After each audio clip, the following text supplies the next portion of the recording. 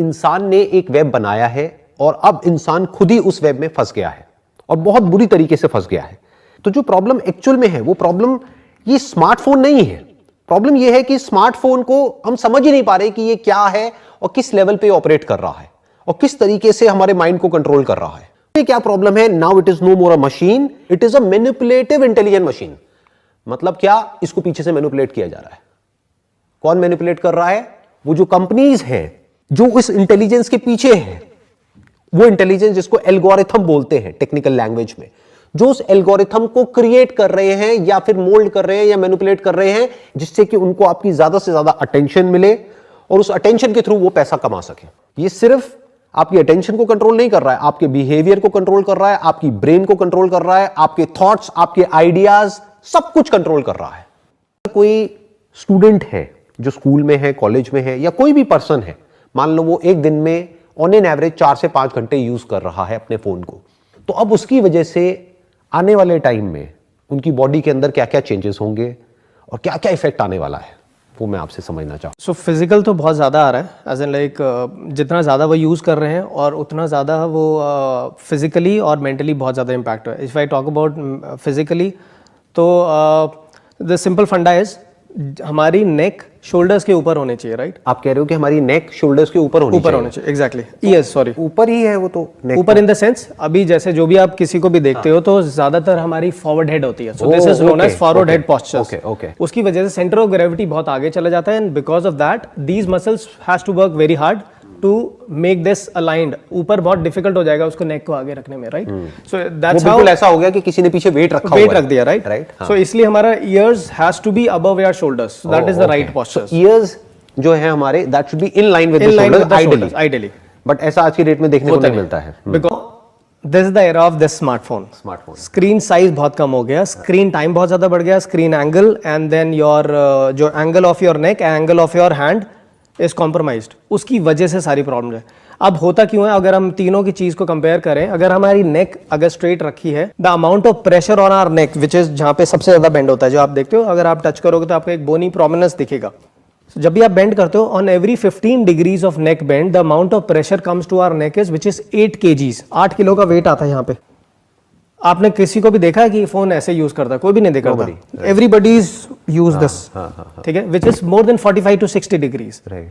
अब आप कैलकुलेट करो तो 8 into 3 हम करते हैं, दैट इज अराउंड 24 kg। तो 24 से 30 किलो मतलब हो गया एक 8 साल का बच्चा आपके यहाँ पे पीछे बैठा हुआ है। आप इमेजिन कर सकते हैं। तो उसकी वजह से क्या होने वाला है? इसकी वजह से वन इज डिजीनेस होने के चांसेस हैं, वर्टिगो, सर्वाइकल स्पॉन्डिलाइटिस। अभी तक तो हमने डिस्कस किया कि प्रॉब्लम क्या है, तो अब आपके हिसाब से इसका मोस्ट प्रैक्टिकल सॉल्यूशन क्या है? मतलब अगर कोई स्टूडेंट हमारी इस वीडियो को देख रहा है, इस कॉन्वर्सेशन को देख रहा है, उसको समझ आ गया है कि प्रॉब्लम छोटी नहीं है, बहुत बड़ी है और वो बच नहीं सकता है, तो अब अगर वो कहता है कि उसके अंदर से आ रहा है कि नहीं मैं बचना चाहता हूं और वो सीरियस है, मान लेते हैं अभी भी जो लोग हमको देख रहे हैं उसमें से 90% लोग ऐसे हैं जो सीरियस नहीं है, इसको सुनेंगे, इसको देखेंगे, फिर जा करके वही करेंगे जो करते आए हैं, जो करते रहे हैं। बट 10% ऐसे लोग हैं जो एक्चुअल में सीरियस हैं और इस प्रॉब्लम की इंटेंसिटी को समझ पा रहे हैं एंड उनके अंदर से आवाज आ रही है कि नहीं हमें इससे बाहर निकलना है, we want to be free from this addiction.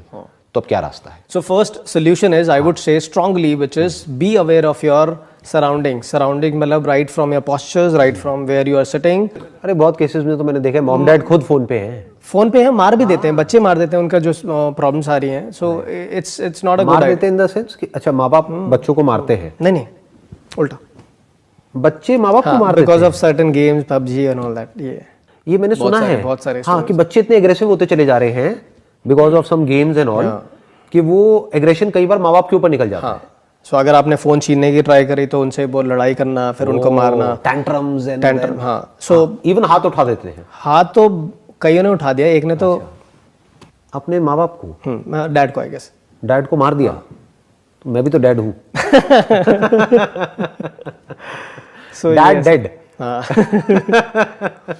So you'll be मतलब you will hear some more interesting जब आप साइकोलॉजिस्ट के साथ करोगे ना। ओला उबर में जाते हैं तो पीछे हम स्क्रॉल करते रहते हैं, so which is very dangerous। जब भी आप अगर वॉक करते करते स्क्रॉल कर रहे हो, टेक्स्ट कर रहे हो, द चांसेस आर हायर आपको चक्कर आने स्टार्ट हो जाएंगे। मतलब जब भी आप मोशन में हो उस वक्त अवॉइड करना है, जस्ट टू प्रिवेंट द एक तो वन इज सेफ्टी, आप गिरने के चांसेस हैं, दूसरा सेफ्टी है कि आपका चक्कर आने के चांसेस बहुत ज्यादा बढ़ जाते हैं। वो जो डिजीनेस और वर्टिगो की Dizziness, आपने बात vertigo, करी yeah. थी। ठीक है, हमारी नेक स्ट्रेट रखनी है, ठीक है, और हमारे हैंड्स क्लोजर होने चाहिए, इसलिए आर्म रेस्ट होते हैं ना, यहाँ पे आर्म रेस्ट रिलैक्स कर लो, जितने ही पास में रहेंगे उतना रिलैक्स। सो दो चीज, ऐसे नहीं होनी चाहिए, neck has to be straight, straight और aligned with your ear, shoulder के ऊपर होना चाहिए। सिंपल, आइडियली ये ऐसे होना चाहिए, मतलब बहुत ज्यादा भी नहीं, बहुत ऐसे भी नहीं, बीच में कहीं पे रिलैक्स्ड एक पोस्चर होना चाहिए। नॉर्मली भी आपका ऐसे ही हो जाएगा किसी का भी, आई मीन जिसको अगर पता ही नहीं होगा, अगर टेस्ट करें, सो इसका एक सिंपल सेल्फ टेस्ट भी है, दीवार के अगेंस्ट खड़े होके आप, अगर आपका हेड टच कर रहा है तो ठीक है, अगर आपका हेड टच नहीं कर रहा है, इसका मतलब you have a forward head shoulder. अच्छा, तो आपका पोस्चर ऑलरेडी खराब हो चुका है। एक हैंड से यूज फोन को पकड़ो और दूसरे हैंड से यूज करो, because thumb is the most unstable. एक से यूज मत करो, जैसे लोग नॉर्मली करते हैं, एक से ऐसे ऐसे ऐसे, ये मत करो। What you are saying is कि एक से पकड़ो और दूसरे से यूज करो। उसके पीछे क्या लॉजिक है? लॉजिक ये है कि व्हिच इज स्मार्टफोन, ये thumb is most unstable joint. जब भी आप रिपीटेटिव करोगे, so these are all known as RSI, repetitive strain injuries. Okay, जब भी आप रिपीटेटिव ये करते हो, स्क्रॉलिंग या कुछ भी, पबजी, कोई भी गेम्स, जो सबवे था, सो आप ये टेंडन यहाँ पे अटैच होता है, विच कॉजेज स्ट्रेन। यहाँ पे फिंगर्स, यहाँ पे टेंडन पे आपको इन्फ्लेमेशन होना स्टार्ट हो जाता है जब आप रिपीटेटिव यूज करते हो। उसकी वजह से इतना ज़्यादा सिवियर होता है, आपको थंब स्पाइका लगाना पड़ता है, आपको थंब स्टेबल करना पड़ता है, and then it takes 1 or 2 months. So ideal duration of using the smartphone is 20 minutes at any given point of time. We should not use it for more than 20 minutes at a stretch. At a stretch. अच्छा, जो ऐसा होता नहीं है क्योंकि 1-2 घंटे तो कहाँ चले जाते हैं पता ही नहीं लगता है, एक बार जब कोई उसके अंदर चला जाता है तो।